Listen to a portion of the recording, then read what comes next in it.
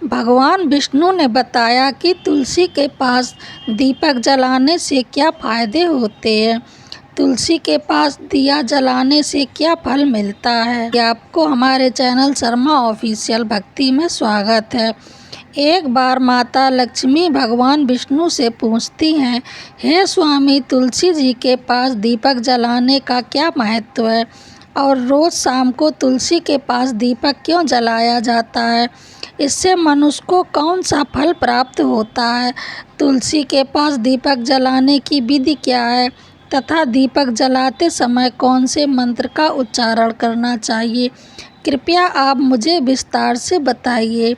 तब भगवान विष्णु कहते हैं, हे देवी, आज आपने समस्त मानव जाति के कल्याण के लिए बहुत ही उत्तम महत्वपूर्ण प्रश्न किया है।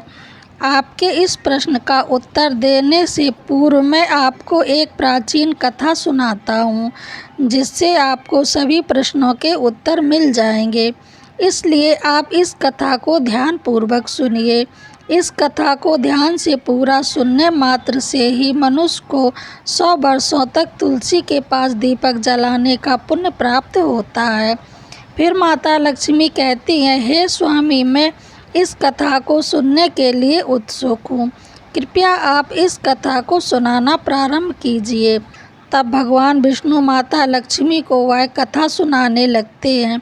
हे देवी, पूर्व काल की बात है। दक्षिण दिशा में तुंगभद्रा नाम की एक बहुत बड़ी नदी है।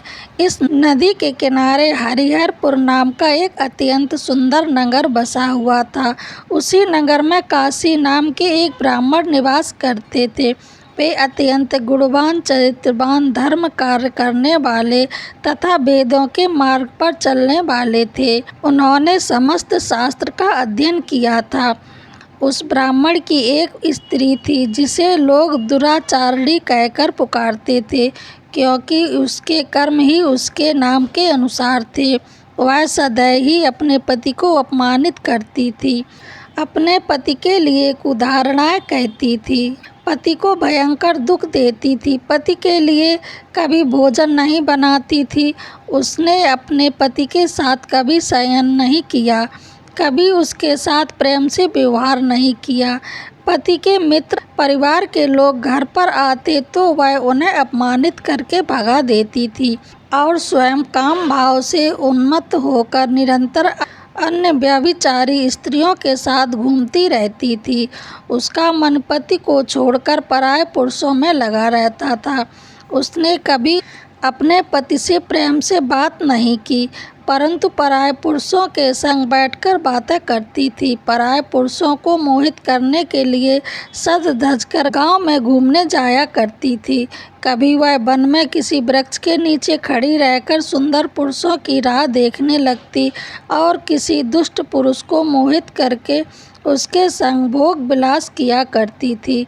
फिर एक दिन वह दुराचारिणी वन में जाकर एक वृक्ष के नीचे खड़ी हो गई। उसका चित्त काम से भरा हुआ था। वह किसी सुंदर कामी पुरुष की राह देख रही थी, किंतु बहुत समय निकलने के बाद भी उस स्थान पर कोई पुरुष नहीं आया। इसलिए वह अत्यंत दुखी हो गई और प्रियतम की खोज में इधर उधर देखने लगी। उस दिन उसका सारा परिश्रम व्यर्थ हो गया और वहाँ पर खड़ी होकर नए नए प्रकार की बातें कहकर विलाप करने लगी। हाय हाय, आज तो इस मार्ग से कोई भी सुंदर पुरुष नहीं आया। अब मैं कैसे अपने काम वासना को शांत करूं? आज की रात कैसे बीतेगी? वह जोर जोर से विलाप करने लगी। उस जंगल में एक भयानक बाघ निवास करता था। उस पापिनी स्त्री की आवाज़ सुनकर वह जाग गया और उछलकर उस स्त्री पर भ्रमण करने के लिए उसके पास आ गया। उस भयानक बाघ को देखकर उस स्त्री के पसीने छूटने लगे। वह भय से थरथर कांपने लगी। वह स्त्री कुछ करती इतने में ही वह उस बाघ ने अपने पंजे से उसे घायल कर दिया और वह स्त्री जमीन पर गिर पड़ी। जमीन पर गिरते ही वह स्त्री चिल्लाते हुए बोली, अरे बाघ, तू किस लिए यहाँ पर आया है? मुझे क्यों मार रहे हो? मैं यहाँ पर अपने प्रिय खोज रही हूँ। तुम मुझे छोड़ दो। मेरा भक्षण करके तुझे क्या मिलेगा? उस स्त्री की बात सुनकर वह भयानक क्षण भर के लिए रुक गया और हंसते हुए बोलने लगा, हे दुष्ट, आज विधाता ने तुझे मेरा ग्रस नियुक्त किया है। तुझ जैसी पापनी स्त्रियों का भक्षण करना ही मेरा काम है, तभी मुझे इस शरीर से मुक्ति मिलेगी। वह स्त्री कहने लगी, हे बाघ, तुम कौन हो? मुझे सच सच बताओ, तुम्हें किस कारण से बाघ की योनि में जन्म लेना पड़ा और तुम मुझ जैसी स्त्रियों का भक्षण क्यों करते हो? पहले मुझे सारी बात बताओ और फिर मेरा भक्षण करो। फिर बाघ कहने लगा, हे पापनी, मैं तुझे मेरे पूर्व जन्म का हाल सुनाता हूँ, किस कारण से मुझे बाघ बनना पड़ा। पूर्व काल में दक्षिण देश में एक नदी थी। उस नदी के तट पर एक नगरी बसी हुई थी। उस नगरी में मैं निवास करता था। मैं एक ब्राह्मण का पुत्र था और नदी किनारे बैठकर यज्ञ आदि कार्य किया करता था। मैंने उस जन्म में अनेक पापियों के लिए यज्ञ किया, उन पापियों के घर का भोजन किया। मैंने धन के लोभ से अनेक पापियों के लिए कार्य किया। जिन वस्तुओं का दान ब्राह्मण को नहीं देना चाहिए, उन वस्तुओं का दान भी मैंने ग्रहण किया और दूसरों से धन लेता था, लेकिन कभी वापस नहीं करता था। इस कारण से पाप करते हुए मुझे बहुत साल बीत गए और मैं बूढ़ा हो गया। मेरे बाल सफ़ेद हो गए, आँखें सूख गईं और मुंह के सारे दांत गिर गए, लेकिन फिर भी मेरी दान लेने की आदत नहीं छूटी और मैं पाप करता गया। फिर एक दिन मैं धन के लोभ से नदी किनारे गया। अन्य धूर्त ब्राह्मणों के साथ मिलकर हमने लोगों को ठगा। झूठ मंत्र वचन बोलकर हमने बिना विधि विधान के ही देवी देवताओं का पूजन किया और बहुत सारा धन दान ले लिया। फिर उसी स्थान पर एक बीमार कुत्ते ने मेरे पैर में काट लिया और मैं मूर्छित होकर गिर गया। उसी क्षण मेरे प्राण चले गए। फिर यम के दूत उस स्थान पर प्रकट हुए और मुझे पकड़कर यमपुरी ले गए। वहाँ पर यमराज ने चित्रगुप्त से मेरे कर्मों का लेखा जोखा निकालने के लिए कहा। फिर चित्रगुप्त कहने लगे, हे धर्मराज, इस ब्राह्मण ने घोर पाप किए हैं। इसने दूसरों से झूठ कहकर धन लूटा है, विधि विधान से पूजा न करके झूठ मंत्र बोलकर भगवान का अपमान किया है। इसलिए यह पापी ब्राह्मण केवल नगर जाने के ही योग्य है। फिर यमराज ने अपने दूतों को आदेश देकर मुझे नरक की अग्नि में डाल दिया। अनेक वर्षों तक नरक की सजा भोगने के बाद मुझे बाघ का शरीर प्राप्त हुआ और मैं इस दुर्गम वन में निवास करने लगा। मैं अपने पूर्व जन्म के पापों को याद कर कभी महात्मा, साधु, पुरुष, सती स्त्रियों का भक्षण नहीं करता हूँ। मैं केवल पापी, दुराचारी तथा कुलटा स्त्रियों का ही भक्षण करता हूँ, ताकि मुझे पाप से मुक्ति मिल जाए। इस प्रकार से उस बाघ ने अपने पूर्व जन्म का वृत्तांत सुना दिया और उस स्त्री से कहने लगा, हे पापनी, तेरे आचरण से तू उल्टा दिखाई पड़ती है। अपने पति को छोड़कर तू इस वन में अन्य पुरुष के लिए भोग विलास करने के लिए आई है, इसलिए आज तू मेरा ग्रास अवश्य बनेगी। इतना कहकर उस बाघ ने अपने छीड़ नाखून से उस पापी स्त्री के टुकड़े टुकड़े करके उसे खा लिया। फिर उस स्थान पर यम के दूत प्रकट हुए और उस पापनी स्त्री को उठाकर यमपुरी ले गए। वहाँ पर उसे यमराज के सामने खड़ा किया गया।